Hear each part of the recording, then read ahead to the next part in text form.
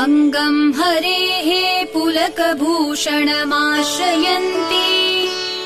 भृङ्गाङ्गनेव मुकुलाभरणम् तमालम् अङ्गीकृताखिल विभूतिरपाङ्गलीला माङ्गल्यदास्तु मम मङ्गलदेवतायाः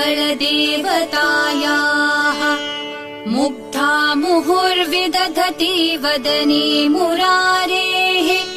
प्रेमत्रपा प्रणिहितानि गतागतानि मालादृशोर्मधुकरीव महोत्पलेया सा मे श्रियम् दिशतु सागरसम्भवायाः आमीलिताक्षमधिगम्य मुदा मुकुन्दम्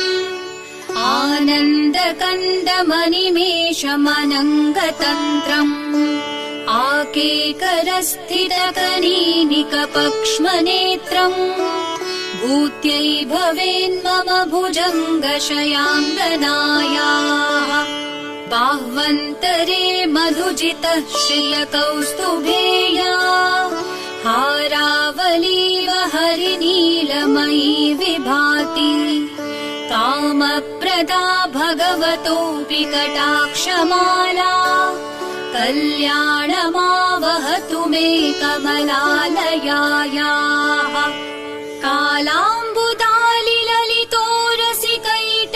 कालाम्बुदालिललितोरसिकैटभारेः धाराधरे स्फुरति आतडिदङ्गनेव मातुः समस्तजगतां महनीयमूर्तिः भद्राणि मे दिशतु भार्गवनन्दनायाः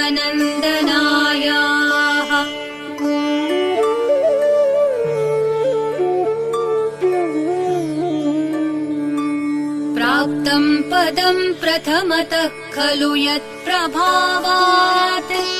माङ्गल्यभाजि मधुमाथिनि मन्मथेन मय्यापते तदिह मन्थरमीक्षणार्धम् मन्दालसम् च मकरालय कन्यकायाः विश्वामरेन्द्रपदविभ्रमदानदक्षम् आनन्दहेतुरधिकम् मुरविद्विषोऽपि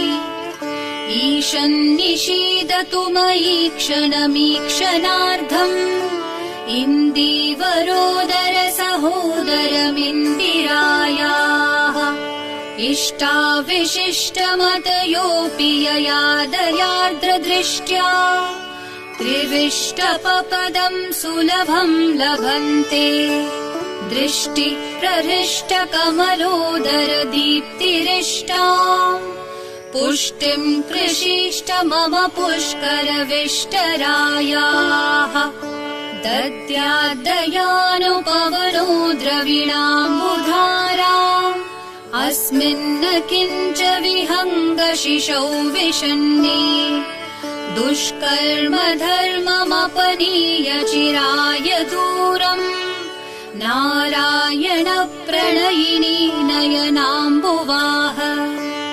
गीर्देवतेति गरुडध्वज सुन्दरीति शाकम्भरीति शशिशेखर वल्लभेति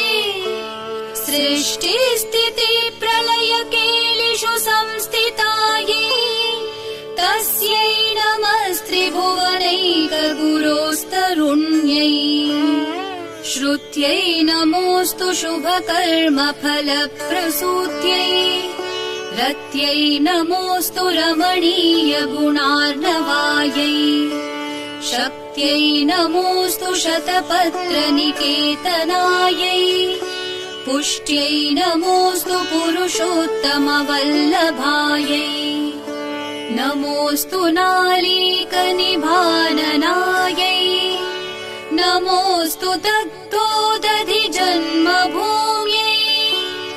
नमोऽस्तु सोमामृतसोदरायै नमोऽस्तु नारायणवल्लभायै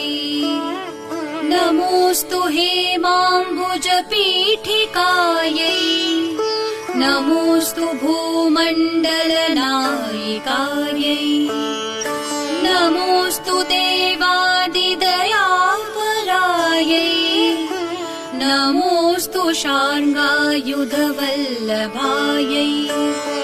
नमोऽस्तु देव्यै भृगुनन्दनायै नमोऽस्तु विष्णोरुरसिस्थितायै नमोऽस्तु लक्ष्मै कमलालयायै नमोऽस्तु दामोदरवल्लभायै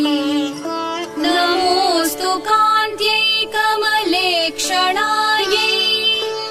नमोऽस्तु भूत्यै भुवनप्रसूत्यै नमोऽस्तु देवादिभिरर्चितायै नमोऽस्तु नन्दात्मजवल्लभायै सम्पत्कराणि सकलेन्द्रियनन्दनानि साम्राज्यदानविभवानि सरोरुहाक्षि त्वद्वन्दनानि दुरितोहरणोद्यतानि मामेव मातरनिशं कलयन्तु मान्ये यत्कटाक्षसमुपासनाविधिः सेवकस्य सकलार्थसम्पदः सन्तनोति वचनाङ्गमानसैः त्वां मुरारिहृदयेश्वरीं भजे सरसिजनिलये सरोजहस्ते धवलतमांशुकगन्धमाल्यशोभे भगवते हरिवल्लभे मनोज्ञे त्रिभुवनभूतिकरे प्रसीद मह्यम् दिग्हस्तिभिः कनककुम्भमुखावसृष्ट स्वर्वाहिनी विमलचारुजलप्लुताङ्गी प्रातर्नमामि जगतां जननीमशेषलोकाधिनाथ गृहिणीम् अमृताब्धिपुत्री कमले कमलाक्षवल्लभे त्वम् करुणापूरतरङ्गितैरपाङ्गैः अवलोकय मामकिञ्चनानाम् प्रथमं पात्रमकृतं दयायाः स्तुवन्ति ये स्तुतिभिरमीभिरन्वहम् त्रयीमयीं त्रिभुवनमातरं रमाम् गुणाधिका गुरुतर भाग्यभागिनो भवन्ति ते भुवि बुधभाविताशयाः इति श्रीमच्छङ्कराचार्याकृत श्रीकनकधारास्तोत्रम् सम्पूर्णम्।